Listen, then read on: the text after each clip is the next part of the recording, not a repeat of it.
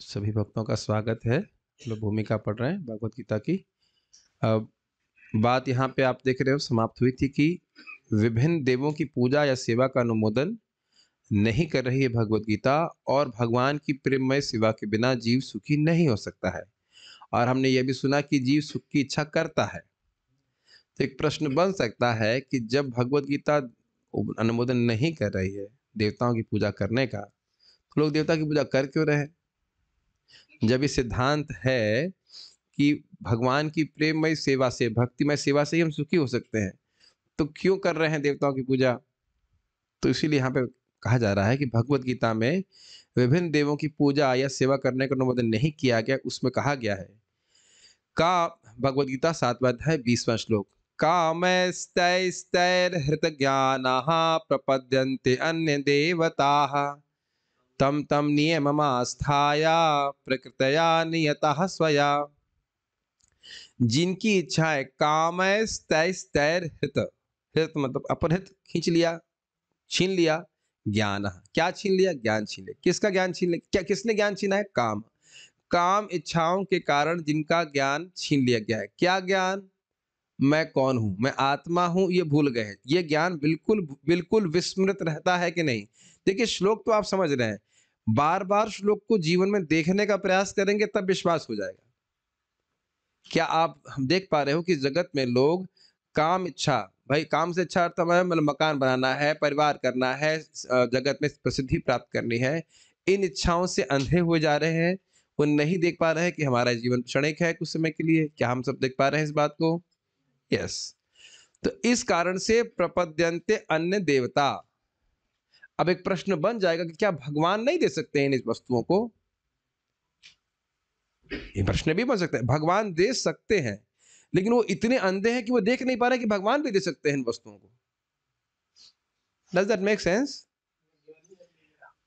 एकदम उनका, भाई आप जानते हो कि जो भक्त भगवान की भक्ति कर रहा है उसकी भी भौतिक इच्छा हो सकती है, और प्राय होती भी है बहुत से भक्तों की, लेकिन वो ये समझ रहे हैं कि मैं आत्मा हूं, भगवान कृष्ण है, मुझे उनकी सेवा करनी चाहिए। अब भौतिक इच्छा तो भौतिक इच्छा को लेके भजन कर रहा है, उसको तो भगवान नहीं कह रहे हैं कामस्त वो हृत ज्ञान। थोड़ा आपको हेयर स्प्लिटिंग करनी पड़ेगी। काम इच्छा है और अन्य देवताओं के पास जा रहा है तो भगवान उसकी भर्त्सना कर रहे हैं। उनके पास आ रहा है तो क्या कह रहे हैं? उदार है। ये 7वां अध्याय पढ़ेंगे। 7वां अध्याय मुझे बहुत अच्छा लगता है, बहुत सुंदर है। सारी चीजें एकदम क्लियर हो जाती है, किसके पास जाना है, कौन भजनी है, क्या भजन करना है, बड़ा क्लियर है।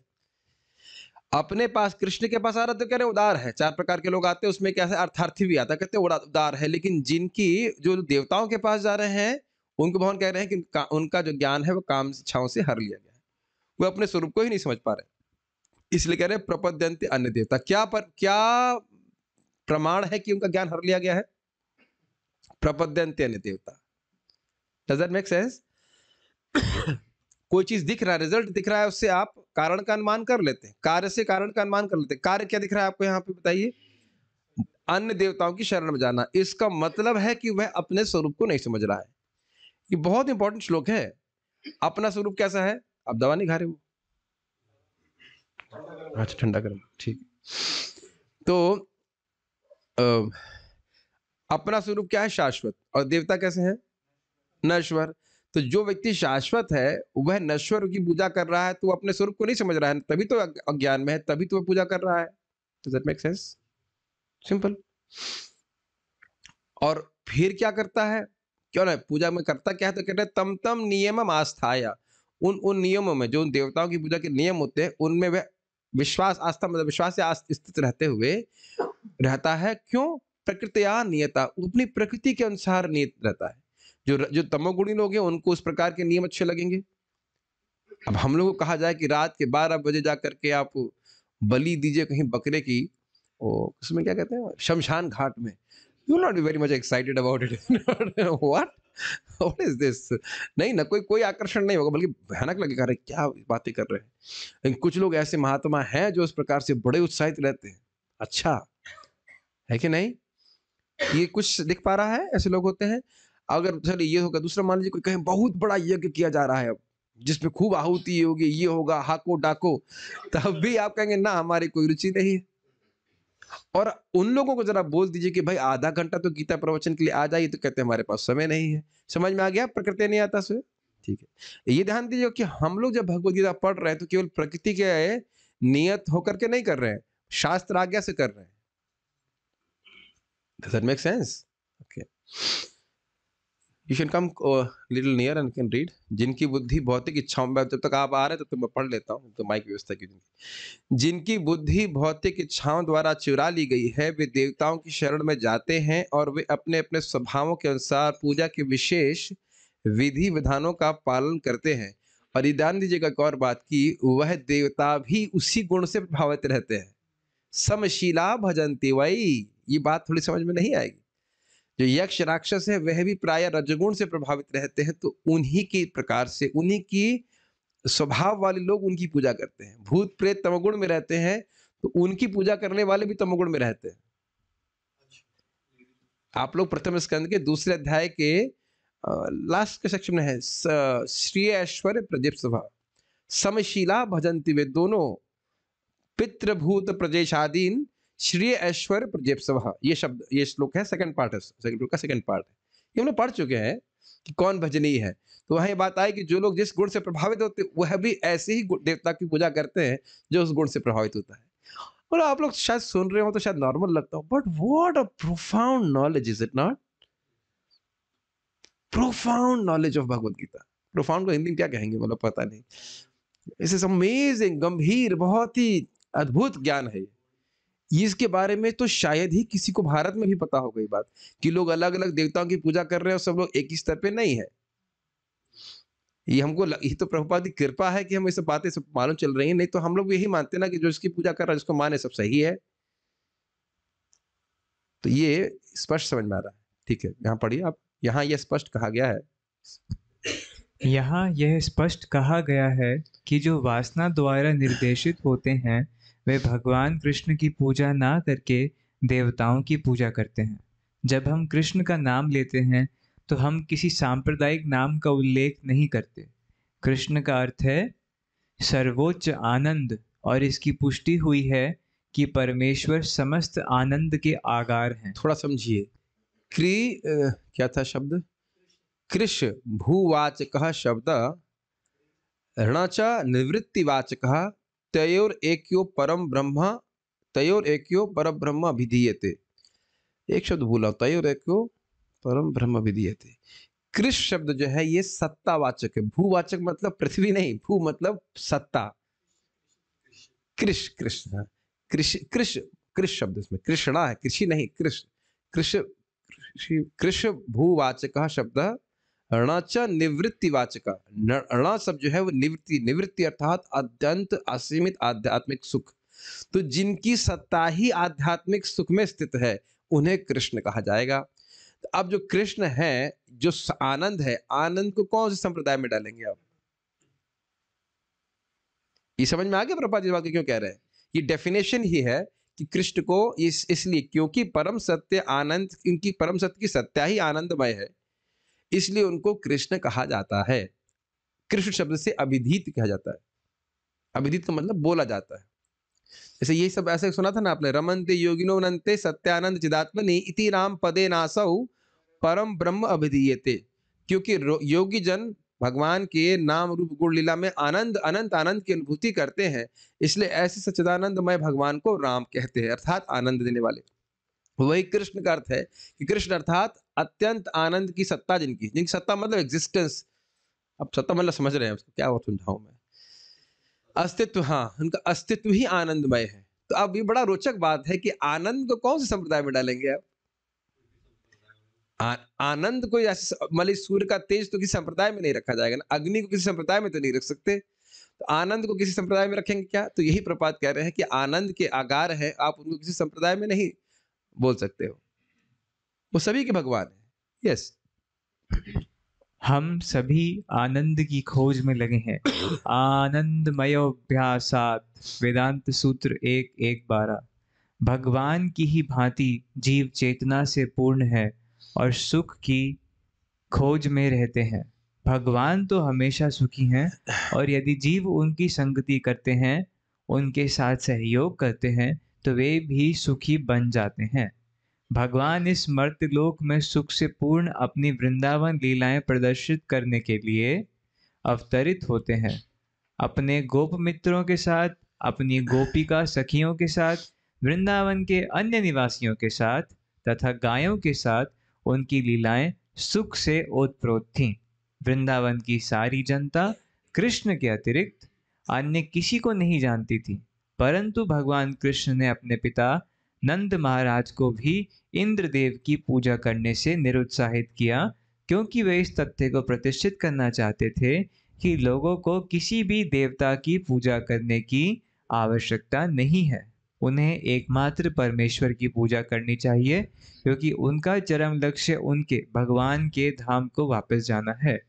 भगवत गीता में 15.6 हाँ, भगवान एक मिनट एक मिनट एक मिनट। तो अब आपने एक बड़ी रोचक बात देखी। यदि कोई व्यक्ति देवताओं की उपासना करता है तो उसे क्या लाभ प्राप्त होता है? कुछ भौतिक लाभ प्राप्त होगा क्षणिक। और यदि उन्हीं इच्छाओं से युक्त होकर वह भगवान की पूजा करता है तब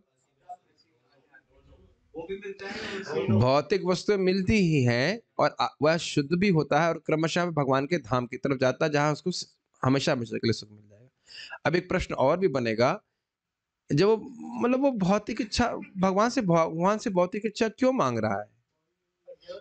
यस, उस समय भी वह अज्ञान में है, वह ठीक से अपनी स्थिति को नहीं समझ रहा है। लेकिन भगवान ऐसी व्यवस्था करेंगे, वो किसी न किसी तरह, भगवान बड़े बुद्धिमान है, किसी न किसी तरह से व्यवस्था करेंगे कि उसको कुछ आध्यात्मिक ज्ञान कान में जाए।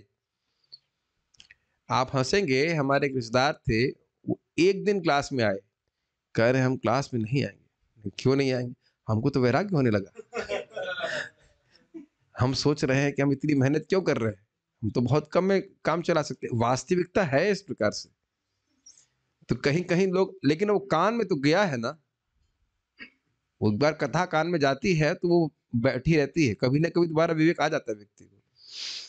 तो अज्ञान के कारण है। अगर भौतिक इच्छा से युक्त होकर भी व्यक्ति करता है तो भगवान कुछ न कुछ व्यवस्था करते हैं कि उसे कथा सुनने को मिले, और फिर जब कथा सुनेगा तब उस, और दूसरा,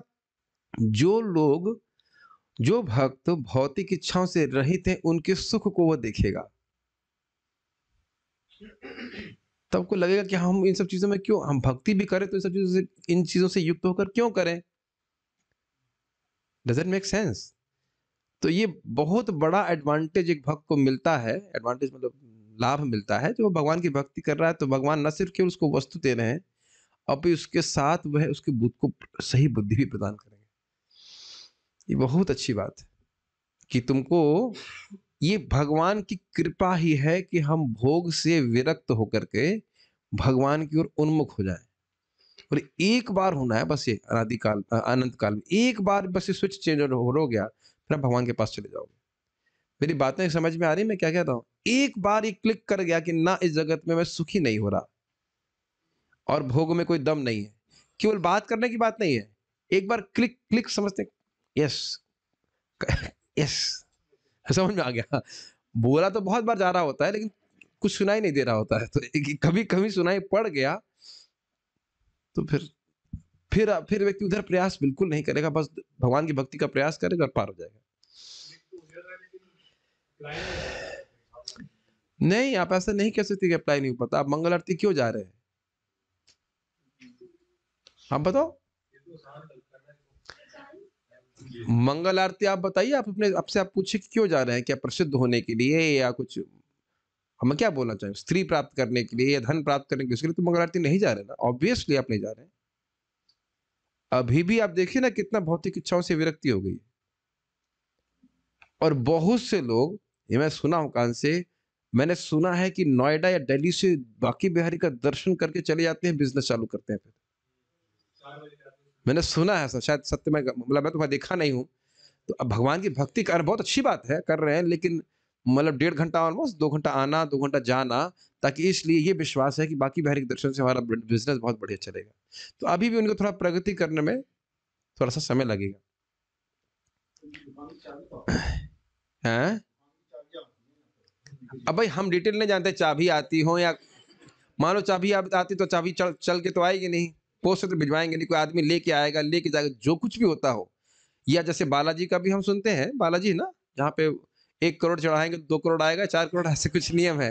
भगवान बिज़नेस करते रहते हैं। तिरुपति बालाजी, तो वो भी लोग चढ़ा रहे हैं, तो वह भी एक भगवान संबंध अनुभव कर रहा है, बहुत अच्छी बात है। अंततो गत्वा है, आगे जाकर के वह कुछ ज्ञान प्राप्त करके सुधर जाएँगे। लेकिन जब तक भगवत ज्ञान प्राप्त नहीं होगा, तब तक इस प्रकार का डिटर्मिनेशन आता नहीं, लेकिन भगवान कभी न कभी ज़रूर व्यवस्था करेंगे। लेकिन मैं सोचा करता हूँ कि इतने लोग भगवान विष्णु की पूजा भी कर रहे हैं, लेकिन देखिए सबके पास ज्ञान नहीं पहुँच पा रहा है। बड़ी कमी मैं सोच रहा था, महसूस कर रहा था इस तरह से कि ज्ञान नहीं पहुँच रहा है भगवान का। हो जाए तो बस थोड़ा जस्ट स्विच ओवर करना है, जस्ट स्विच ओवर करना है। वही पूजा भगवान की करनी है, लेकिन निस्वार्थ भाव से करेगा तो भगवान के पास चला जाएगा। ये आप लोग भगवद गीता में ओम तत्सत वाले श्लोक में देखिएगा, वहाँ लिखा है इस प्रकार से, बलदेव विद्याभूषण पाद बताते हैं कि भगवान का नाम उच्चारण जब अगर निस्वार्थ भाव से करेगा, तो स्वयं ही मुक्ति की इच्छा आती है कि भाई हम जगत से मुक्त हों, हमें दोबारा से फंसना नहीं है। Very, very nice. ये सीक्रेट समझ में आ रहा है? हरे कृष्ण मंत्र कर रहा है या भगवान का कोई भी नाम उच्चारण कर रहा है और उसको कुछ भौतिक नहीं मिल रहा चाह रहा है, तो कुछ तो देंगे ना भगवान। ही गिव्स हिम, जो जो बुद्धि वो जल्दी मिल जाती है कि ना, ये पता नहीं, मैं it is such a beautiful, you become, how to say, you turn away from sense gratification. ये मैं खाली कहना चाहता हूँ, भौतिक भोगों से विरत, विमुख हो जाता है जी। ये सबसे बड़ी कृपा है। जब हम लोग गाते हैं ना बार बार वो रोज, सवेद धातु पदवीम परस्य, वहीं पे इस बात बोली गई थी, भौतिक भोग से विरक्त होकर के भगवान के चरण कमल से आने वाली गंध को वह अनुभव करने लगता है, भक्ति के सुख को अनुभव करने लगता है। तो यही बात बोल रहे हैं कि उन्हें एकमात्र परमेश्वर की पूजा करनी चाहिए, क्योंकि उनका चरम लक्ष्य उनके धाम को वापस जाना है। तो इस तरह की बुद्धि भगवत उपासकों की ही हो पाती है। और बात बहुत सुंदर है, आप प्रथम स्कंद के दूसरे अध्याय में फिर देखिएगा, बड़ा सुंदर अध्याय है कि इस प्रकार से अग्रे, अग्रे शब्द शुरू होता है कि इससे पहले मुनियों ने भगवान की पूजा करी, भगवंतम अधोक्षजम, उनकी पूजा करी, उनको प्राप्त किया, और जो उनके चेले हैं, जो उनके पीछे चले, उन्होंने भी भगवान को प्राप्त किया। बहुत सुंदर प्राप्त, क्या श्लोक है, सब पारायण नहीं कर रहा हूँ बहुत दिन से, सब छूट रहा है श्लोक, लेकिन बड़ा सुंदर वहां पे श्लोक है, अग्रे करके है, मुमुक्षु भी ऐसे करके कुछ श्लोक है, याद नहीं आ रहा, बहुत अच्छा श्लोक है। ये मतलब स्थापित कर रहे हैं सुत गोस्वामी जी की इससे पहले ये परंपरा रही है कि भगवान को प्राप्त किया है भजन करके, और उनके चेले जो उनको पालन किए वह भी प्राप्त कर लिए। ठीक है, आगे पढ़िए। भगवत गीता में इससे पहले आप जाइए आगे, थोड़ा विचार कीजिए, कितना डार्कनेस है ना। मोहल्ले के किसी व्यक्ति को पूछो भगवान का धाम, वहां जाना क्या हुआ, कंप्लीट डार्कनेस, पागल हो गए हैं, क्या बातें कर रहे हैं ऐसे करके। हाँ, जो भी कुछ, कोई कोई ज्ञान नहीं है, कोई भी ज्ञान नहीं है। पढ़िए आगे, तो धाम कैसा है उसका वर्णन कर रहे हैं। भगवत गीता में 15.6 भगवान श्री कृष्ण के धाम का वर्णन इस प्रकार हुआ है। ना न तदभासयते, सूर्यो न मेरे को बोलने शशांक दीजिए। ना तदभासयते सूर्यो न शशांको न पावकः, यद्गत्वा न निवर्तन्ते तद्धाम परमं मम। ना तदभासयते सूर्यो, वहां पे सूर्य के प्रकाश की आवश्यकता नहीं है, न शशांकः, न चंद्रमा के प्रकाश की आवश्यकता है, न पावकः, न अग्नि। तो आप कहेंगे बहुत डार्क होगा। नहीं, भासते मतलब खूब चमत्कारिक है, चमत्कारिक नहीं, चमकार से बड़ा प्रकाश में है, लेकिन सूर्य और चंद्रमा और अग्नि के प्रकाश की जरूरत नहीं है।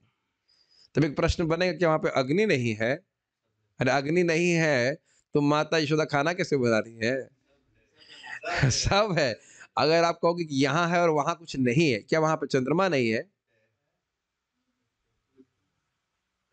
कभी कभी ये बात भी आ जाती है कि वहां चंद्रमा नहीं है, सूर्य नहीं, तो बताओ भगवान की सूर्य की वाली लीला कैसी हो रही है? भोर की लीला हो रही है तो सूर्य उग रहा है, सूर्य अस्त हो रहा है तो शाम की लीला हो रही है। बिल्कुल वैसा ही लगता है जैसा कि ये जगत लगता है। अब आप लोग उस पर निर्भर नहीं है कि कहो कि सूर्य के प्रकाश पे ही निर्भर हो, ऐसा नहीं है, लेकिन सेटिंग ऐसी है जैसे लग रहा है ये जगत बिल्कुल, ये बृहद भागवत में बड़ा स्पेशल लिखा है, बिल्कुल जैसा यहाँ का ब्रज गांव लगता है वैसा ही वहां का है। क्योंकि लीला भी तो ऐसे करनी है।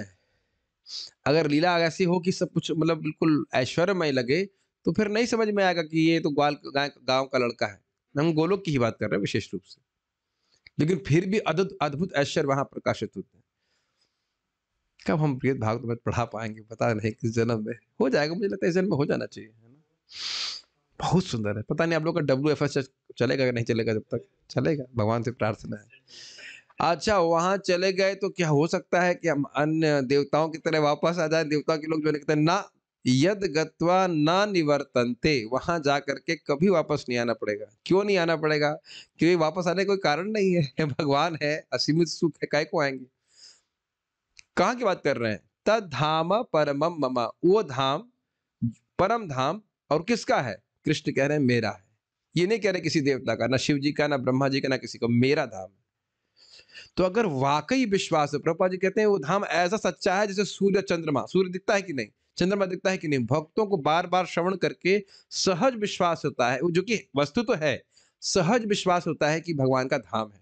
और चाहे वो स्त्री शरीर में हो चाहे पुरुष शरीर में हो, बस समझ लेगा मुझे वहीं पहुंचना है। क्या कह सकते, डिफ्लेक्ट, डेविएट नहीं होगा। बारंबार अगर तुम्हें दिमाग सुनते रहे तो व्यक्ति को फिक्स हो जाएगा, भाई ये छोटा सा चिल्लर चिल्लर बोलते हैं ना, शुल्ल जीवन थोड़ा सा, वो थोड़े से भोगों के प्रति बिताने के बजाय क्यों ना मैं पूरा प्रयास करूं कि भगवान के धाम पहुंच जाऊं। मैं बातें बहुत सिंपल सी लग रही हैं बोलने के लिए, इतनी जल्दी क्लिक नहीं करता लोगों को, because we have so many agendas, ये भी करना वो भी करना, ऐसे करना वैसे करना, ऐसी सब चीजें। जस्ट बातों को समेट करके कहे हम भगवान के धाम कैसे पहुंचना ये बताओ, बस वही काम करना है। इसको आप इस जगत में नहीं देखते? लोग अपना छोटे छोटे एग्जाम क्वालिफाई करने के लिए पूरा ताकत लगा देते, सारा सारा शक्ति उसी में समेट देते हैं। करते हैं कि नहीं करते? Are you able to understand? मेरी बात नहीं समझ में आ रही? ये दृष्ट है कि नहीं?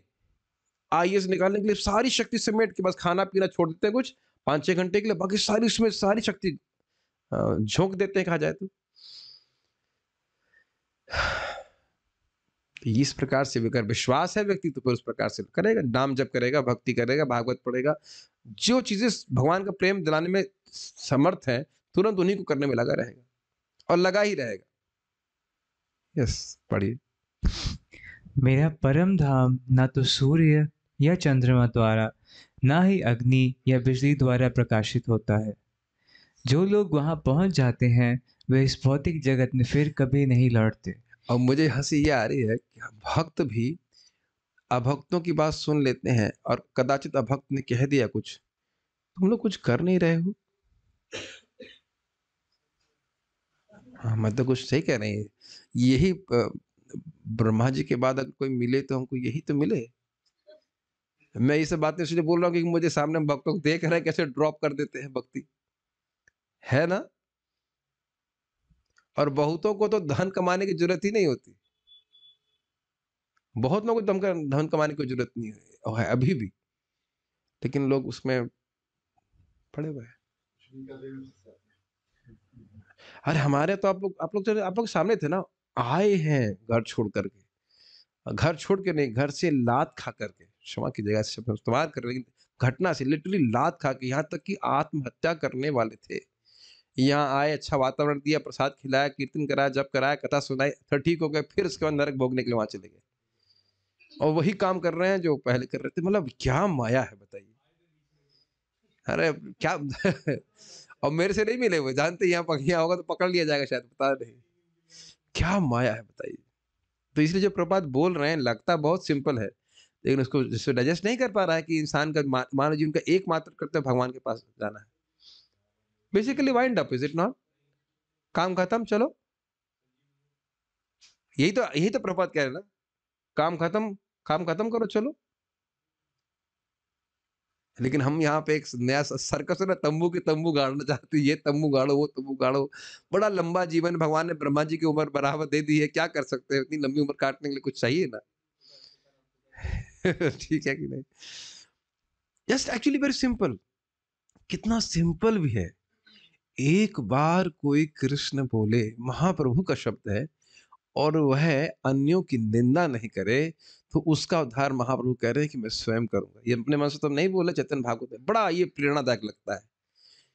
कितना सिंपल है ना, ये कह रहे हैं कि दीक्षा ना कुछ भी नहीं, एक बार क्या बोल रहे बताओ, कृष्ण, हरि बोलने से नहीं चलेगा, हरि कृष्ण राम मुकुंद कुछ भी बोले, एकदम फॉर्मूला महाप्रभु बता रहे हैं। और वह मतलब ये अन्यों की निंदा नहीं करे, थोड़ा नम्र रह जाए, भगवान महाप्रभु कह रहे मैं स्वयं उसको लेके जाऊंगा, यही तो उद्धार का अर्थ है, मैं उसको उद्धार स्वयं करूंगा। व्हाट अ वंडरफुल कंसेप्ट है कि नहीं? सच अ सिंपल प्रोसेस। ओके, तो आप इतनी क्लास पे दे रहे हैं क्योंकि ये बात समझ में आती नहीं। और देखिए क्लास तो अपने आप, क्लास नहीं, भगवान की वार्ता तो अपने आप में आनंद के लिए। जो क्लास कहने से बोरिंग लगता है, क्लास मत कहा करिए। ये कृष्ण कथा है, कृष्ण वार्ता है, घंटे भर बैठ के भगवान से बारे में कुछ बात किया जाए, पढ़ा जाए, तो ये बात है। और कभी अब आप सोचे ना कि मुझको जब करना अच्छा नहीं लग रहा है, उधर देखो कि ऊपर ऊपर देखते रहो, ऊपर ऊपर कहाँ, ऐसे हिरण्यकशिपु देख रहा था ना, ऊपर ऐसे देखो भगवान का धाम, वहां पहुंच जाएंगे तो ये तपस्या कुछ भी नहीं है। और नीचे भी देखो कि अगर अब नहीं किया तो माँ के गर्भ में दोबारा बैठना पड़ेगा, तो फिर व्यक्ति भजन करता रहेगा। ऊपर भी देखो और नीचे भी देखो, नहीं नहीं नहीं नहीं नहीं, डर के ही भजन करो। तो क्या दिक्कत है? ठीक है, कितना सुंदर है। जो लोग वहां पहुंच जाते हैं, ये बहुवचन में प्रयोग कर रहे हैं, ये नहीं कि एक ही व्यक्ति पहुंच रहा है, बाकी के लिए कोई कंपटीशन है। एक वक्त पूछे, माता जी पूछी, क्या भगवान के धाम जाने के लिए कोई कंपटीशन नहीं है? मैंने कहा नहीं, कॉम्पिटिटिव भावना को त्यागना है आपको, ईर्ष्या द्वेष को त्यागना है, तो पहुंच जाएंगे आराम से। निर्माण मोह जिते संग दोष। कितना विश्वास ही नहीं हो रहा, इतना अच्छी वस्तु सबके लिए ओपन, सीट है ही नहीं लिमिटेड, ना फ्लैट लिमिटेड है, सब कुछ तो कितना सुंदर है। ऐसा तो नहीं मैं आप लोग को बता रहा हूँ कि कैसे पहुंचा जाए, तो भाई मेरा ही चलो भाई इन लोग को पहुंचा दिया, आप वहीं रहिए, ऐसा तो नहीं बोला जा रहा है। कितना सुंदर स्थान है। तो वे इस भौतिक जगत में फिर कभी नहीं लौटते। बहुत अच्छा बात है। हाँ, आगे बढ़िए। You may know many of this things, almost many of this things, most of this things, लेकिन बारंबार हमारे मन को उसमें इकट्ठा करना, समेटना बहुत जरूरी है ना? आप देख रहे हैं कि बहुत सारी बातें पता है, फिर मन में वो एक, मन में एक कौंध की तरह होता है, चमक, समझते हैं? हम दिन भर से डल से रहते हैं और फ्लैश करता है कि नहीं, अरे ये तो मुझे करना है, नहीं यही तो मुझे करना है। ये हमारे लिए बहुत जरूरी है, कम से कम फ्लैश होता रहेगा तो एक दिन थोड़ा सा लाइट जलेगी कृष्ण भावना की। पढ़िए आगे। मुझे ये बहुत हंसी आती है कि माया कैसे हम लोग को उल्लू बनाती है। देखो तुम कुछ भी करो, ये कर लोगे ना, उसके बाद तुम्हारे जीवन में कोई प्रॉब्लम नहीं रहेगा। इस तरह से माया जो है सेटिंग करके चल रही है, समहाउ अदर समझौता बना के, बड़ी एक्सपर्ट है माया। तो कभी ऐसे सोचना नहीं चाहिए। हर हर एक के मन में प्रोग्रामिंग रहती है कि बस ये इतना कम कर लेंगे, उसके बाद कोई तकलीफ नहीं होगी। सो नेवर, तकलीफ देने के उसके बाद हजार तरह के तरीके हैं, तो इसलिए वो कभी मत सोचिए। पढ़िए आगे। भगवान के पास जाकर ही दम लेना है हमको। यस। यह श्लोक उस शाश्वत आकाश परम धाम का वर्णन प्रस्तुत करता है। निस्संदेह हमें आकाश की भौतिक कल्पना है और हम इसे सूर्य, चंद्र, तारे आदि आदि के के संबंध में सोचते हैं। किंतु इस श्लोक में भगवान बताते हैं कि शाश्वत आकाश में सूर्य, चंद्र, अग्नि या बिजली किसी की आवश्यकता नहीं है, क्योंकि वह परमेश्वर से निकलने वाली ब्रह्म ज्योति द्वारा प्रकाशित है।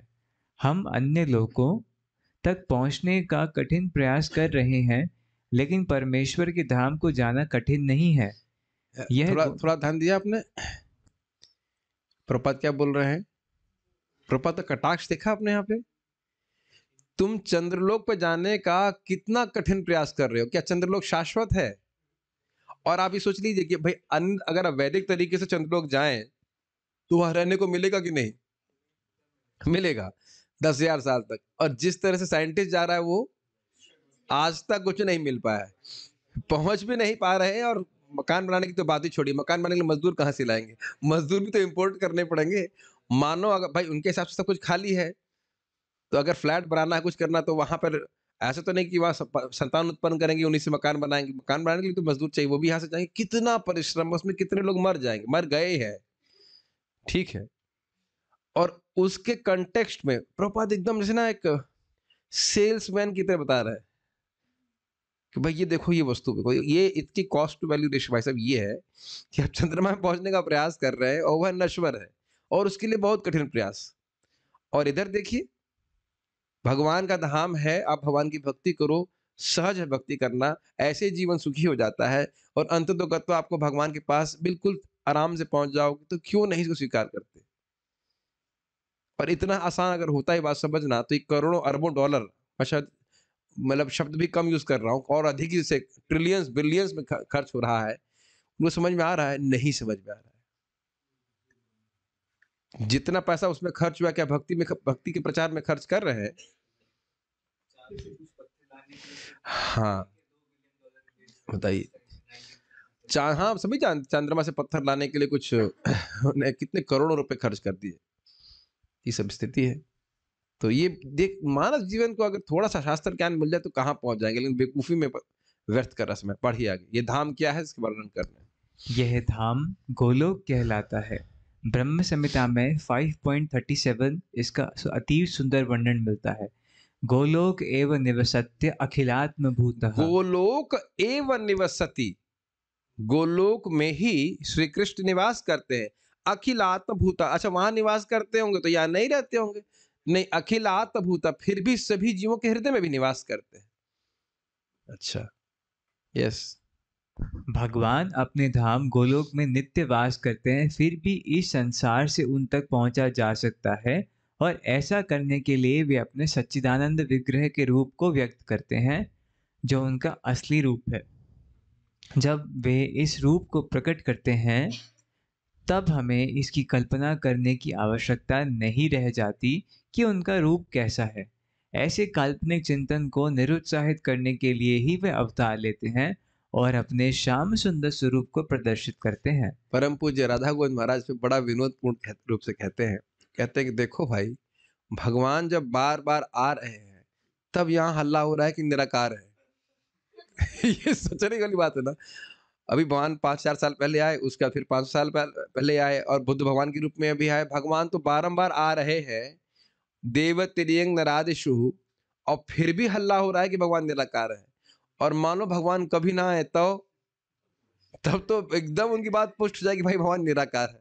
मुझे बड़ा रोचक कमेंट लगा था। तो भगवान बार बार क्यों आ रहे हैं? दिखाने के लिए कि देखो भाई, मैं निराकार नहीं हूं, देखो मेरा कितना सुंदर स्वरूप है, और इससे देखो कैसे लोग मुझसे प्रेम कर रहे हैं, और प्रेम करके सुखी हो रहे हैं। तुम भी मुझसे प्रेम करो। और आपने कभी सुना भी होगा, भाई ये जो भगवान के विग्रह तुम लोग पूजा कर रहे हो, ये तो किसी की कल्पना है ना? नहीं, यह भी कल्पना नहीं है। शास्त्र में वर्णन है कि कैसे भगवान का क्या स्वरूप है, उनके विग्रह किस प्रकार से बनाया जाना चाहिए। इसीलिए भगवान का विग्रह उसी के अनुपात में, उसी एकदम प्रपोर्शन में, रेशियो में बनाया जाता है। ठीक है ना? तो ये बहुत इंपॉर्टेंट बात है कि भगवान अपने स्वरूप को क्यों प्रकाशित करते हैं। क्या सीखा आपने? निराकार धारणा को निरस्त करने के लिए। भगवान निराकार नहीं है। यस। दुर्भाग्यवश अल्पज्ञ लोग उनकी हंसी उड़ाते हैं, क्योंकि वे हमारे जैसे बनकर आते हैं और हमारे साथ मनुष्य रूप में खेलते कूदते हैं। लेकिन इस कारण हमें यह नहीं सोचना चाहिए कि वे हमारी तरह हैं। वे अपनी सर्वशक्तिमत्ता के कारण ही अपने वास्तविक रूप में हमारे समक्ष प्रकट होते हैं और अपनी लीलाओं का प्रदर्शन करते हैं, जो उनके धाम में होने वाली लीलाओं की अनुकृतियां प्रतिरूप होती हैं। कुछ कुछ बातें समझनी होंगी। श्लोक कौन सा कोट कर रहे हैं प्रभुपाद जी?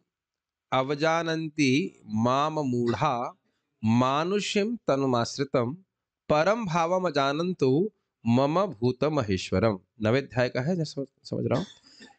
अवजानन्ति, नहीं जानते हैं, माम, मुझको, मूढ़ा, मूर्ख लोग। क्यों आप ऐसा कह रहे हो? कहते हैं मानुष्यम तनुमाश्रितम, क्योंकि वह यह मानते हैं कि मैं भगवान कृष्ण मनुष्य के शरीर को आश्रय लेकर के आता हूं। अब आप ये भी आप प्रश्न कर सकते हो, ऐसा क्यों मानते हैं, क्या कारण है? नहीं, परम भाव तो है, ऐसा क्यों मानते हैं? मन्यते आत्मवत जगत, ये एक बद्ध जीव की प्रवृत्ति है। अब ऐसा कोई व्यक्ति तो मिला नहीं जिसके नाम और नामी में अभेद हो, जिसके देह और देही का भेद ना हो, ऐसा तो कोई देखा नहीं है। तो वही आरोपण वह कृष्ण के ऊपर भी कर देते हैं। फिर अगले लाइन में भगवान समझा रहे हैं, जब प्रभु जी बोल रहे हैं, परम भावम अजानन्तु, वह मेरे परम भाव को नहीं जानते। क्या आपका परम भाव है? मम भूत महेश्वरम, सभी का मैं महा ईश्वर हूं।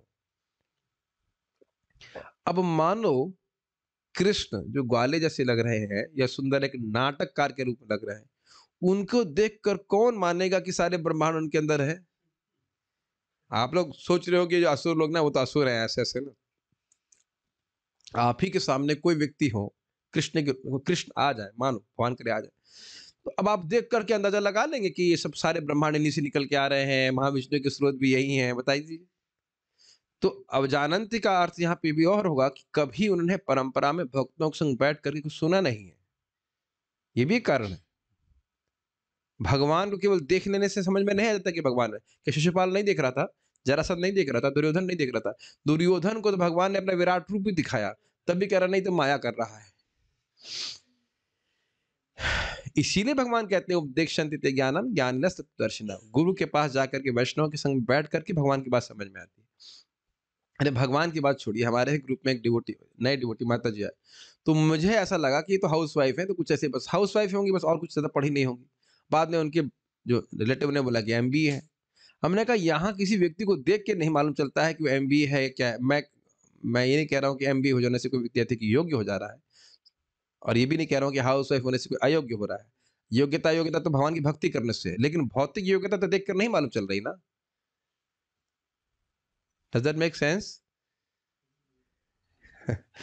कैसे मालूम चलती है?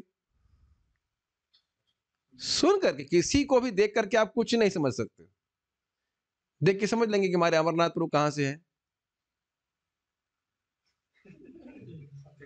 कभी कभी मुझे लोग बोलते हैं आप उड़ीसा से हैं, कभी बोलते हैं बंगाल से हैं। एक बार मैं मतलब हेड शेव किया हुआ था और मैं इधर ट्रेन से जा रहा था, धोती कुर्ता पहना हुआ था, काला चश्मा लगा लिया था, स्टूडेंट रूप में। तो एक व्यक्ति वो फर्स्ट क्या होता है, स्लीपर में से नीचे वाला होता है, उसमें लेटा हुआ था। जो भी टिकट था हमारे पास, फिर भी वो जो हवलदार था तो घबरा रहा था, कहता ये विदेशी तो नहीं है। ऐसा लग रहा था विदेशी तो नहीं है कुछ। कह रहा कि हिंदी समझते हो? हमने कहा उसको संदेह हो रहा था कौन है वही विदेशी, क्योंकि विदेशी लोग से डरते हैं वो लोग। तो ऐसे करके कितना भ्रम हो जाता है ना, कौन कहाँ का है। कोई बोलता है प्रभु जी आपको हमने पुणे में देखा। हमने कहा पुणे में तो 2003 में गया था मैं। क्या आप चौपाटी में ज्वाइन किए थे? हमने कहा नहीं मैं यहाँ ज्वाइन किया। देख करके आप इंसान के बारे में नहीं समझ सकते, हाँ, तो आप भगवान के बारे में समझ लेंगे। यही बात मैं खाली बोलना चाह रहा हूँ। एक सब लौकिक उदाहरण दिए ताकि देख करके कुछ नहीं समझ में आता है। कभी कभी तो आपने, अच्छा आप लोग कितने लोग को अनुभव है कि प्रभुपाद जी का आपने वो जो फोटो देखा हो, जिसे प्रभुपाद जी ऐसे हैं, आपने देखा है फोटो? तो ऐसा लग रहा है कि बहुत अहंकारी व्यक्ति हैं। आपने देखा है ऐसा? आपने देखा है वो प्रभुपाद चल रहे हैं और ऐसा मतलब, ऐसे सब लोग जब बहुत प्रसिद्ध फोटो है प्रभुपाद जी का। तो ये लगता है इस प्रकार से, लेकिन प्रभुपाद जी ना अहंकारी नहीं है, वो कुछ गहन चिंतन में है। तो आइडिया कि हम देख करके कुछ का कुछ अंदाज लगाएंगे। मैं इस पे खाली बोल रहा हूँ कि भगवान जब इस प्रकार की लीला करते हैं, जो उनके तत्व को नहीं समझ रहा है वो तो जगह सामान्य इंसान है। और महाराज प्रवचन कर रहे थे इसी पे अवजानंती पे, तो कह रहे थे, कुछ लोग कहते हैं चुरवा की पूजा करेंगे। ये चोर है जो मक्खन चुरा रहा है, ये कर रहा है, उसकी पूजा करेंगे। और ये एकदम मतलब बहुत प्रचलित बात है कि लोग कहते हैं कि वह तो एक सामान्य व्यक्ति थे, उन लोगों ने, कुछ लोगों ने मिल करके उनको भगवान की उपाधि दे दी। भगवान कोई उपाधि नहीं है, भगवान भगवान है, और ना कोई ऐसी पोजीशन है जो वोट के द्वारा बनाई जा रही है। Make sense? सूर्य वोट से नहीं बनता है, ना सूर्य किसी फैक्ट्री में बनता है। सूर्य सूर्य है कि नहीं? तो ये सब बातें हैं। तो इसलिए भगवान की सर्वशक्तिमत्ता के कारण वो नहीं समझ पाते हैं। इसके लिए भगवत गीता बहुत महत्वपूर्ण है। भगवान के तत्व का एकदम अच्छे से भगवान ने निरूपण किया है, तो व्यक्ति अब भागवत में प्रवेश करेगा या किसी भी उसमें करेगा, उसको बिल्कुल कहीं कोई कठिनाई अनुभव नहीं होगी हम किसके बारे में बात कर रहे हैं। ओके, ठीक है, पढ़िए आगे। आध्यात्मिक आकाश की तेजोमय किरण ब्रह्म ज्योति में असंख्य लोक तैर रहे हैं। यह ब्रह्म ज्योति परम धाम कृष्ण लोक से उद्भूत होती है और आनंदमय तथा चिन्मय लोक जो भौतिक नहीं है इसी ज्योति में तैरते रहते हैं। भगवान ये कहते थोड़ा थोड़ा समझ में आ रहा है? देखिए कभी कभी हम लोग कुछ शब्द इस्तेमाल करते हैं, प्रयोग करते, लोग समझ नहीं पाते। एक भक्त पूछ रहे थे त्रिपाद विभूति का अर्थ क्या है। तो त्रिपाद विभूति क्या है? 3/4 75% ये सब आध्यात्मिक आकाश को कहा जाता है। और त्रिपाद, 3 पांव कह लीजिए, 3 भाग कह लीजिए, त्रिपाद विभूति, तो ये आध्यात्मिक आकाश है। और वहां पे अब आप आकाश बोलूंगा तो तुरंत नीला सोच रहे हैं ना।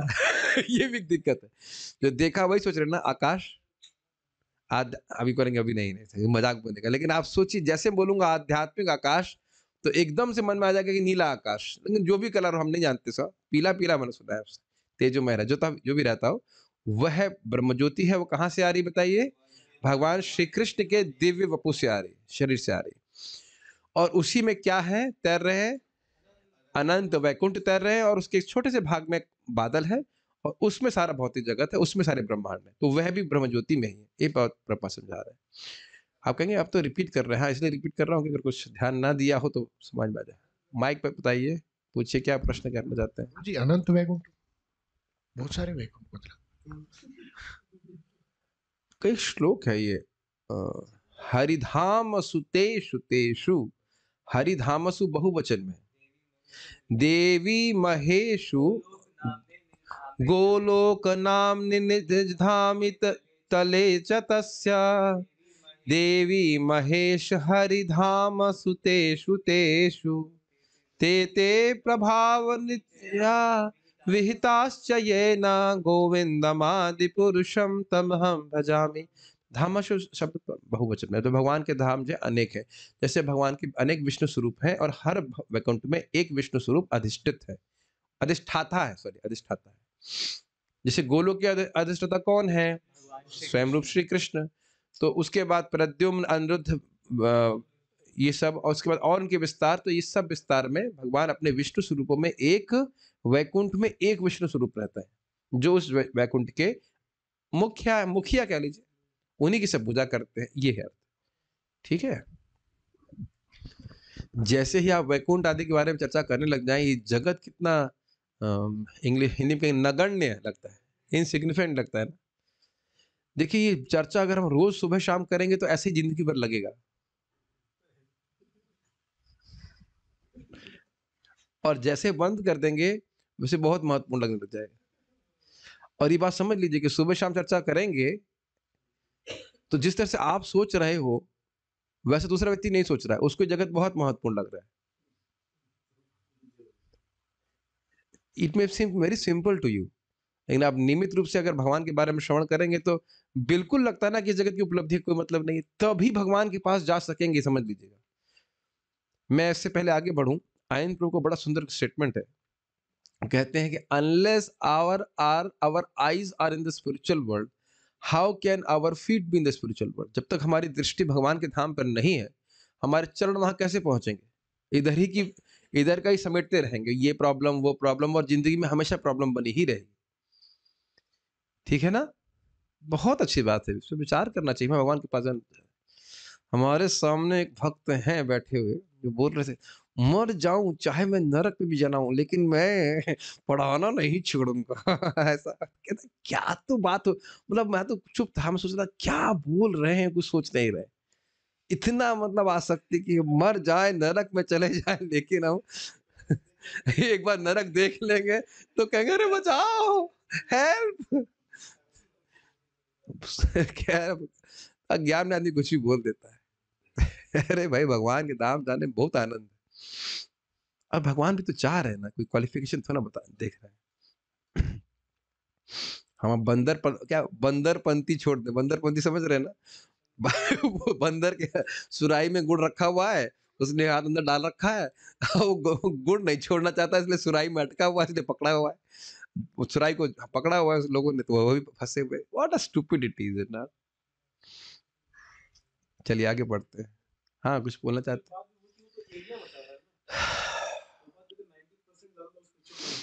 देखिए त्रिपाद विभूति को जनरली देखिए दो भाग में आप डिवाइड कर लीजिए, आध्यात्मिक एनर्जी और भौतिक एनर्जी। बस उस अंश में समझिए, नहीं तो भौतिक एनर्जी तो नगण्य है, एकदम नगण्य है आध्यात्मिक शक्ति में। तो उस तरह से बोला गया है। देखिए कुछ भी उपमा, कुछ भी डायमेंशन दिए जा रहे हैं, बार बार उसकी प्रोसेसिंग हमारी भौतिक बुद्धि से हम करने लग जाते हैं। अब ब्रह्मा, अगर आप एरिया की बात करें तो वैकुंठ तो सीमित है, आपने सुना नहीं? तो अब असीमित वैकुंठ से भौतिक ब्रह्मांड को कैसे आप कंपेयर करेंगे, कैसे आप तुलना कर सकेंगे? एक अंदाज देने के लिए बोला जाता है त्रिपाद विभूति और एक पाद विभूति। ये हम ऐसा नहीं एग्जैक्टली नहीं इसको बांटना चाहिए 25% और 75%। जब आप मेरी बात, मेरा मेरा प्रश्न है, असीमित वस्तु का परसेंटेज कैसे निकालेंगे? जब परसेंटेज निकालने नीचे नीचे कुछ 100 होना चाहिए, कुछ डिवीजन होना चाहिए ना। जब नीचे सीमित है तो उसका परसेंटेज कैसे निकाला जाएगा? एक अंदाज देने के लिए बता रहे ना, देखिए इन्फिनाइट की धारणा हम नहीं कर सकते और इनफाइनाइटिसिमल की धारणा भी नहीं कर सकते। इसीलिए आत्मा के बारे में सोचना कि जो एकदम अणु है, वो अंदाज दिया जा रहा है, लेकिन वो क्या है, हम उसको जब तक आध्यात्मिक स्तर पे नहीं पहुंचेंगे समझ नहीं पाएंगे। इतना जरूर समझना चाहिए कि एकदम छोटा है भौतिक पूरा आकाश ही, अपने भौतिक बादल और आकाश। अब यहाँ सोचिए, एक बादल और कहाँ पूरा आकाश, अब तो समझ में आ रहा है। बादल बहुत छोटा होता है कि नहीं, और एक बादल और पूरा आकाश तो एकदम एकदम इनसिग्निफिकेंट है। तो अब अपने बारे में तो अपने हृदय में झांक लेना चाहिए कि यदि मैं भौतिक उपलब्धियों के पीछे पड़ा हूं, चाहे सूक्ष्म सूक्ष्म हो, चाहे मैं यश चाहता हूं, सम्मान चाहता हूं, तो मैं क्या हूं? Fill in the blanks. मूर्ख हूं और कुछ नहीं।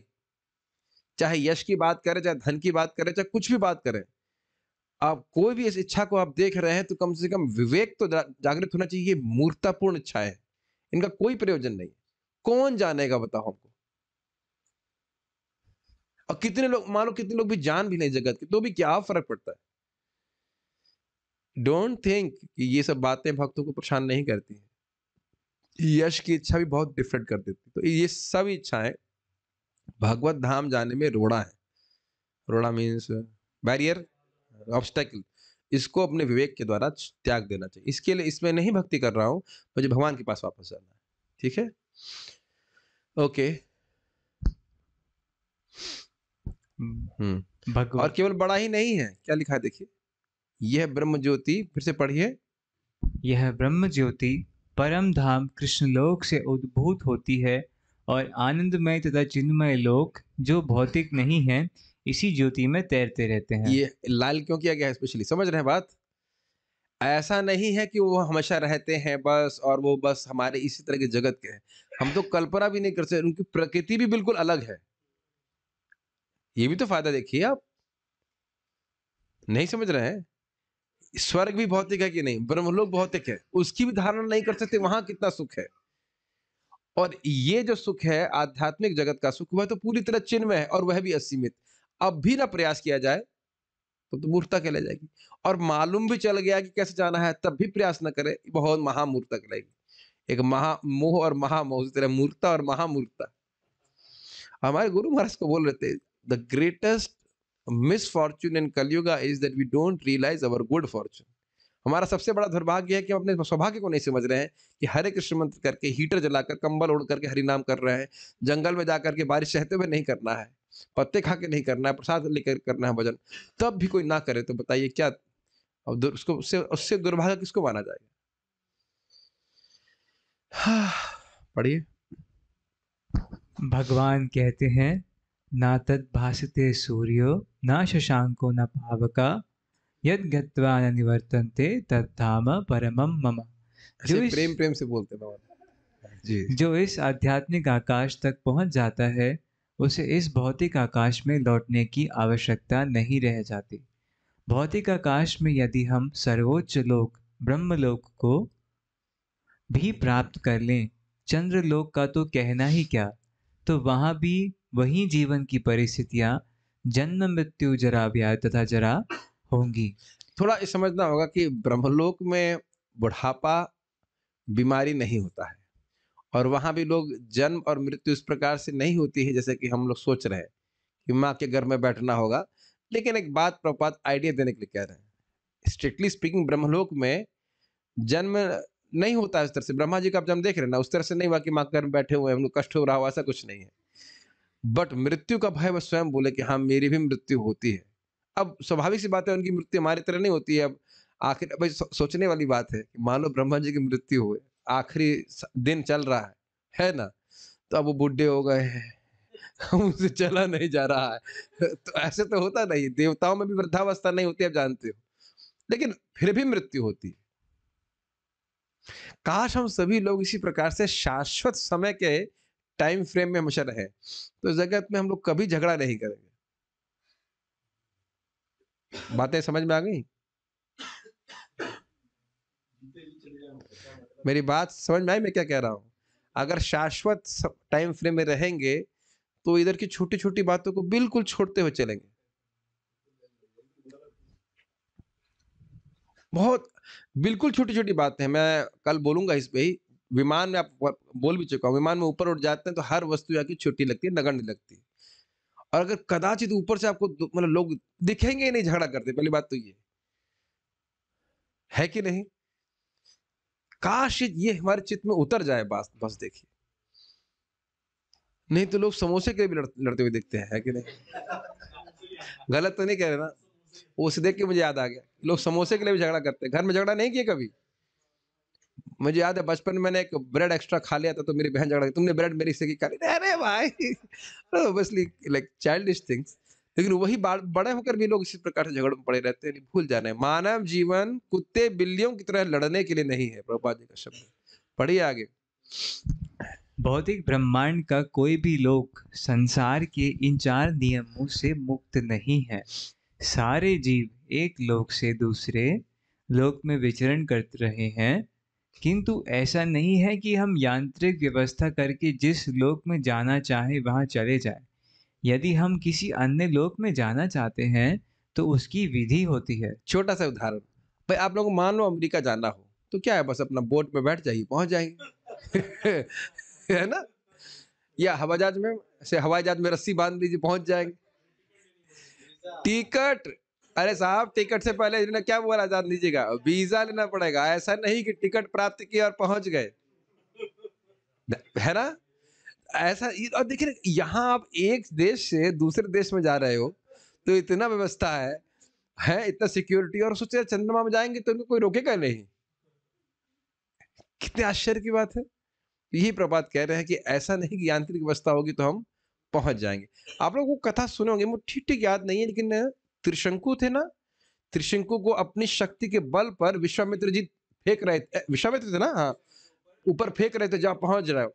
और देवलोक में पहुंचे तो देवता ने लात मार दी, कहना है यहाँ नहीं आ सकते, तुम्हारे पास पुण्य नहीं है। तो बीच में वो अटक गए थे। फिर कुछ कुछ तो हुआ था, किसी ने पुण्य दिए थे, कुछ तो हुआ था, फिर स्वर्ग गए थे, मुझे नहीं डिटेल्स पता। लेकिन पुण्य प्राप्ति किए बिना व्यक्ति स्वर्ग में नहीं जाता है। इसीलिए ध्यान दीजिएगा कि जब बलि महाराज जबरदस्ती देवताओं से स्वर्ग छीन लिए थे तो शुक्राचार्य जी उनको अश्वमेध यज्ञ करवा रहे थे ताकि वह पुण्य प्राप्त करें जिससे उनका स्वर्ग में स्थायित्व रहे। केवल जबरदस्ती स्वर्ग में नहीं रह सकते। और ध्यान दीजिएगा, अगर वो यज्ञ कर रहे थे इसलिए भगवान विष्णु मारे नहीं उनको। विष्णु की उपासना होती है ना अश्वमेध यज्ञ के द्वारा, तो वो बोले भी अदिति माता को कि हम मार तो नहीं सकते, छल से भले ले उनको ले, लेकिन मार नहीं सकते, तो हमारी ही उपासना कर रहा है। ये सब चीजें हैं, बहुत सारी सूक्ष्म चीजें ना, शास्त्र में कितना रोचक बातें हैं, मन को एकदम प्रसन्न कर देता है। प्रभुपाद इसको बोलते भी हैं गीता में, मन को आपको शुद्ध करना है तो भगवान के बारे में चर्चा, बहुत सारी बातें वैदिक शास्त्रों में वो श्रवण करना चाहिए। भगवान श्री राम भी तो करते थे, सभी महाप्रभु भी करते थे। तो ये स्टैंडर्ड प्रोसीजर है मन को पवित्र करने का। मन बड़ा आपने देखा होगा प्रसन्न हो जाता है वैदिक ज्ञान को श्रवण करके, है कि नहीं जी? उसकी विधि हुई है, और क्या विधि का उल्लेख है हम आज ही पढ़ने वाले हैं, पढ़िए। इसका भी उल्लेख हुआ है, यान्ति देवव्रता देवान पितृन यान्ति पितृव्रतः। यदि हम एक लोक से दूसरे लोक में विचरण करना चाहते हैं तो उसके लिए किसी यांत्रिक व्यवस्था की आवश्यकता नहीं है। इस श्लोक को ही समझ लिए, बड़ा सुंदर श्लोक है। यान्ति देवव्रता देवान, जो देवताओं की व्रत लेकर के पूजा करते हैं वे देवताओं के पास जाते हैं। पितृन यान्ति पितृव्रतः, जो पितरों का व्रत लेकर के, भाई हम ये पितरों को पूजा करेंगे, व्रत मतलब करेंगे ही, ये संकल्प ले कर रहे हैं, तो पितरों के पास जाते हैं। भूतानि यान्ति भूतेज्य, जो भूत प्रेतों की पूजा करता है वह भूतों के पास जाता है। यान्ति मद याजिनोपि माम, और जो मेरा भजन करता है मेरे पास आता है। तो अब जब कह रहे हैं कि जो मेरे पास मेरा भजन करता है मेरे पास आते हैं, तो कुछ अंतर दिखा रहे हैं ना। अगर भगवान भी एक देवता होते तो ये नहीं बोलते ना कि मेरा भजन करने वाले मेरे पास आ रहे हैं। क्या आप फॉलो कर पा रहे हो इस बात को? नहीं, सारे देवताओं को समेट दिया कि नहीं? देवताओं को पूजा करने वाले देवताओं के पास जाते हैं, चाहे शिव जी हो, ब्रह्मा जी, कोई भी हो। और उसके बाद बोल रहे हैं कि जो मेरी पूजा करता है वो मेरे पास आ रहा है। तो कुछ अंतर होगा ना, तभी तो कुछ ऐसे बोल रहे हैं। और बोलते भी हैं भगवान कि मेरे पास जो आ गया अब बस दोबारा इस जगत में कभी नहीं आना पड़ेगा। तो ये जो बहुत बुद्धिमान व्यक्ति है उसको ये समझ में आ जाएगा। बुद्धिमान डिग्री से नहीं, बुद्धिमान चेतना से। कोई महाआत्मा है उसको भगवान विष्णु की, कृष्ण की महिमा समझ में आती है। नहीं तो लोग सुनने के बाद भी लोग समझ नहीं पाते इस बात को। कुछ सुन भी नहीं पाते हैं, सुनने के बाद सब भी समझ नहीं पाते। मुझे आज भी याद है एनटीपीसी में हम काम करते थे। काम क्या करते थे, तो व्यक्ति थे हमारे सीनियर जस्ट बॉस, तो मतलब कहते हाँ सुन रहे थे हमारा, फिर बोले मानते तो हम सबको हैं, लेकिन जब अपने पे आते तो हम अपनी कुल देवी की ही पूजा करते हैं। तो मतलब वो ऐसा कुछ है नहीं कि वो कृष्ण को मानते हैं कि भगवान राम को मानते हैं। मतलब सिद्धांत उनके कान में जाकर के भी वो टिकता नहीं है कुछ का। आपने महसूस किया इस चीज को? एकदम जड़ बुद्धि होती, ठस बुद्धि। वो कितना सुन लो, हाँ हम यहाँ से कर, हाँ आप सही कह रहे हैं, काटेंगे नहीं बात आपकी, लेकिन वो समझेंगे नहीं आपकी बात। वह ठस बुद्धि, बहुत दिक्कत है। चलिए पढ़िए। गीता हाँ, का एक मिनट एक मिनट एक मिनट। आप लोग कोई व्रत कर रहे हैं? कौन सा व्रत कर रहे हैं आप लोग? 16 माला का व्रत। अब आप बताइए, जब देवताओं की व्रत करने वाले देवता के पास पहुंच गया, तो भगवान का व्रत करने वाला भगवान के पास नहीं जाएगा? एकादशी व्रत नहीं कर रहे, इतनी बुद्धि तो होनी चाहिए ना। जब देवताओं के व्रत करने वाला देवता के पास पहुंच गया, तो भगवान का व्रत करने वाला भगवान के पास नहीं पहुंचेगा, टिम्बकटू पहुंचेगा। कहाँ जाएगा बताइए? सोचना चाहिए ना। जस्ट नेचुरल इज इट ना? ओके, तो कहेंगे नहीं प्रभु जी, सारी भौतिक इच्छाओं से मुक्त होने के बाद भगवान के पास जाएंगे। तो उसका भी हमारे पास क्लॉज है, प्रभुपाद को लिखे अंततः मेरे पास आएगा। तो चलो भाई, एक जन्म में नहीं पहुंचे तो अगले जन्म में पहुंच जाओगे। ये कंटिन्यूस प्रोसेस है, कभी निरुत्साहित नहीं होना चाहिए। नहीं भी पहुंच पाए तो भी भगवान के पास पहुंचोगे अल्टीमेटली। और अल्टीमेट बहुत समय नहीं लगने वाला है। मैं नहीं मानता कि इस हमारे जूम सेशन में या जो भी भक्त यहाँ बैठे हैं, कोई एक व्यक्ति भी नाम जब इसलिए कर रहा है कि उसे कुछ भौतिक इच्छा लाभ प्राप्त हो जाए। I mean that's too much. मुझे नहीं लग रहा है, ऐसा तो कोई भी नहीं कर रहा होगा। मोस्टली डिवोटीज जिनको मैं ऐसे इंटरेक्शन कर रहा हूँ, मैं देख रहा हूँ, मोस्टली यार लाइक निष्काम भाव से भजन कर रहे हैं। तो क्यों नहीं भगवान के पास पहुंचोगे, जरा बताओ। क्यों श्रीनाथ जी, टेंपल प्रेसिडेंट बनना है आपको? नहीं नहीं नहीं नहीं, नहीं टेंपल मजाक कर रहे हैं हमारे मित्र। मेरे पास तो ऑलरेडी ऑफर आ गया था कि वाइस प्रेसिडेंट बनने के लिए आपको प्रपोज किया। उन्होंने कहा प्रभु जी बस ये शाप मत दीजिए, आप हमको बचा के रखिए, हमें प्रचार करना है, कुछ नहीं बनना आपको वाइस प्रेसिडेंट ना कुछ नहीं। आपका चार्ट अच्छा है, हमने कहा अच्छे चार्ट का उपयोग भगवान की सेवा में करेंगे ना, इसमें क्यों लगाएंगे बताइए। ठीक है, ये बहुत सिंपल है। भगवान का व्रत कर रहे हो, भगवान के पास चले जाओ। पढ़िए। गीता का उपदेश है, यान्ति देवव्रता देवान, चंद्र सूर्य तथा उच्चतर लोक स्वर्गलोक कहलाते हैं। लोकों की 3 विभिन्न स्थितियां हैं, उच्चतर, मध्य तथा निम्न लोक। पृथ्वी मध्यलोक में आती है। भगवत गीता बताती है कि किस प्रकार अति सरल सूत्र यान्ति देवव्रता देवान द्वारा उच्चतर लोकों यानी देवलोकों तक जाया जा सकता है। मनुष्य को केवल उस लोक के विशेष देवता की पूजा करने की आवश्यकता है और इस तरह चंद्रमा, सूर्य या अन्य किसी भी उच्चतर लोक को जाया जा सकता है। फिर भी भगवत गीता हमें इस भौतिक ब्रह्मांड के किसी लोक में जाने की सलाह नहीं देती, क्योंकि चाहे हम किसी यांत्रिक युक्ति से 40,000 वर्षों और कौन इतने समय तक जीवित रहेगा तक यात्रा करके सर्वोच्च लोक ब्रह्मलोक क्यों न चले जाएं, किंतु फिर भी वहां हमें जन्म, मृत्यु, जरा तथा व्याधि जैसी भौतिक असुविधाओं से मुक्ति नहीं मिल सकेगी। श्लोक याद आ रहा है गीता का? आ ब्रह्म भुवनालोका पुनरावर्तिनो अर्जुना माम उपेति तो कौन्तेय पुनर्जन्म न विद्यते। ब्रह्म भुवनालोका, ब्रह्म भुवन मतलब ब्रह्मा जी के लोक तक भी बार बार इस जन्म मृत्यु का चक्र लगा रहता है। लेकिन हे कौन्तेय, जो मेरे पास आ जाता है दोबारा इस जन्म नहीं लगता कभी। लेकिन लोगों को विश्वास नहीं होता, मैं जाऊंगा। हाँ, आप ही जाएंगे। और आपको नहीं जाना होता तो आप यहाँ क्लास में बैठे नहीं होते। संपर्क ही नहीं होता भगवान के इस ज्ञान से, प्रभुपाद जी की पुस्तकों से, इस प्रक्रिया से विश्वास नहीं होता है कि मैं जाऊंगा या जाऊंगी। मी सिंपल कंडीशन सोल। अरे जब बाकी सारे लोग गए तो आप भी जाएंगे, इसमें कौन सी बड़ी बात है। मुझे इस बात में मैं एक थोड़ा सा कटाक्ष करूंगा, सुबह से नहीं किया, तो करना चाहिए। एक भक्त बीमार है तो हमने कहा भैया आयुर्वेदिक डॉक्टर बड़े अच्छे हैं, दवा दो। अरे हमने बहुत ट्राई कर ली है। अरे तुमने बहुत ट्राई कर ली तो क्या सारा ट्राई कर लिया है, सारे आयुर्वेदिक डॉक्टर को छान लिए हैं। मेरी बात समझ रहे हैं मैं कटाक्ष क्यों कह रहा हूँ। भाई हो सकता हो कि व्यक्ति आपको ठीक कर दे, एक तरह से निराश हो जाता है ना, हमें ठीक ही नहीं हो सकते।